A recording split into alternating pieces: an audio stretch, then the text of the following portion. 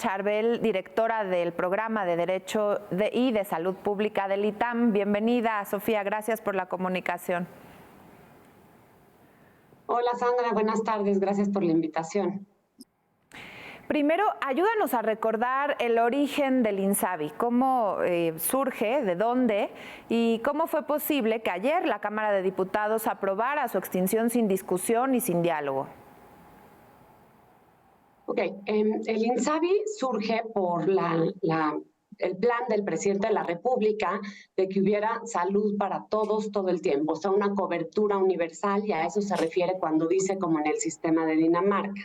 Entonces, buscaban esta cobertura universal. Decía que el Seguro Popular generaba inequidades, que lo iba a desaparecer y que con la creación del INSABI prácticamente se iba a cubrir todo y íbamos a tener más equidad en salud. Al crear el INSABI hubo muchos problemas. Uno de ellos justamente fue que al hacerlo en la ley, al hacer las modificaciones para desaparecer el Seguro Popular y crear el INSABI, pues la verdad es que desde la ley la reforma estaba mal hecha, ¿no? Desde no tenía indicadores, quedaban cosas no claras.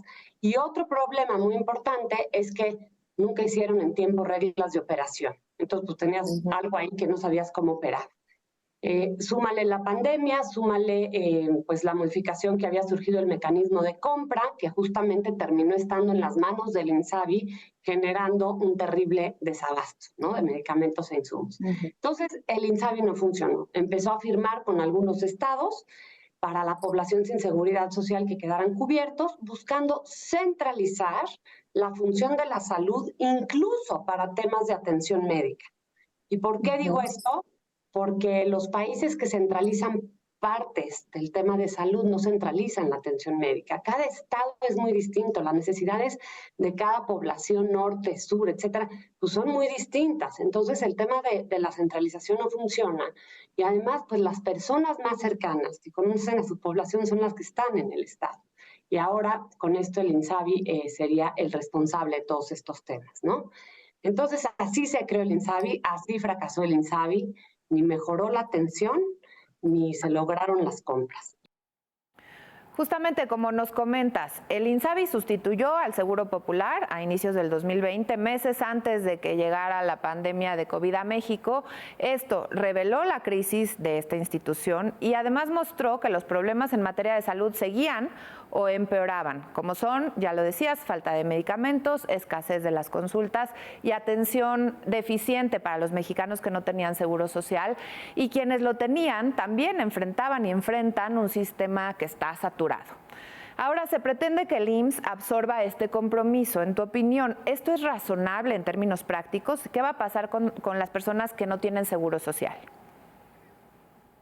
Bueno, es muy importante entender que se creó el INSABI para sustituir al Seguro Popular y cubrir a la población sin seguridad social. Al darse cuenta del fracaso, porque no es otra cosa más que esa, se empezó a meter en acción al IMSS Bienestar, que era un programa del IMSS ordinario.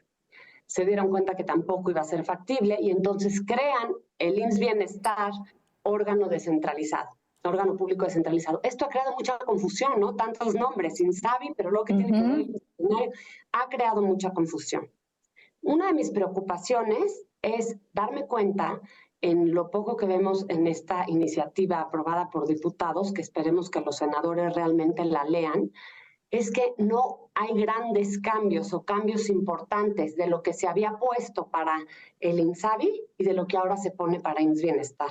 Incluso me atrevo a decir que hay cosas que tienen una complejidad normativa, sin decir que la aprobaron con faltas gramaticales, con faltas de ortografía, o sea, no la leyeron. Porque aquí lo que se generan son confusiones jurídicas muy importantes. Quitan temas jurídicos que vulneran a la población sin seguridad social.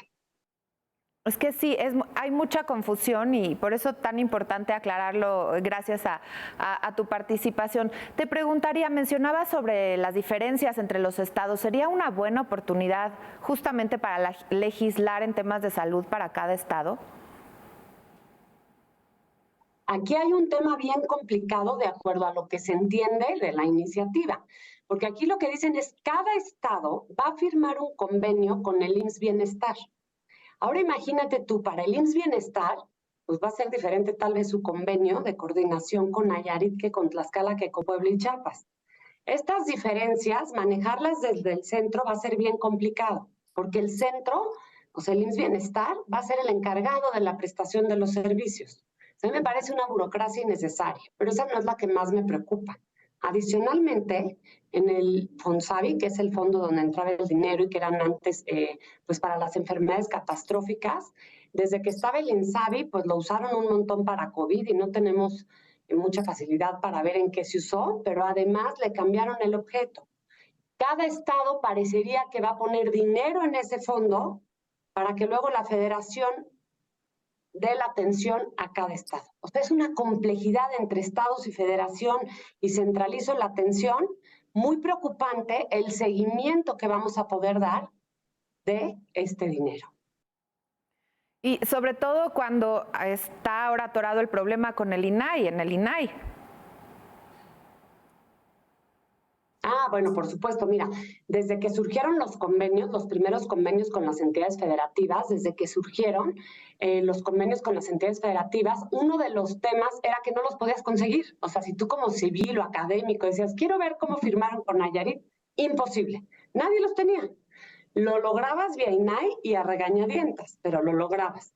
Pero ahora no lo vamos a lograr. O sea, no hay manera que nos den esos convenios para poder hacer comparativos. Y el tema de la política fiscal, pues cada vez se va a complicar más. Por supuesto, la transparencia, entender a dónde y cómo se van los recursos. ¿Qué futuro le ves a esta situación, ya que la medida todavía debe ser aprobada en el Senado, pero ¿qué es lo que más preocupa en este momento?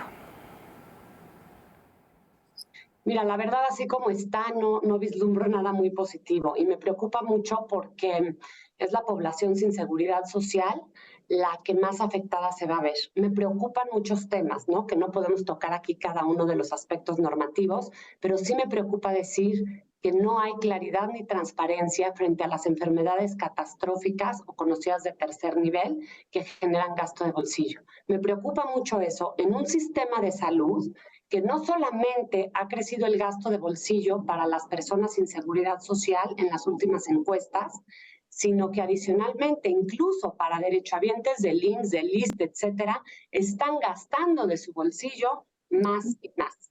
Eso es lo que me preocupa. No encuentro soluciones integrales para todos estos temas.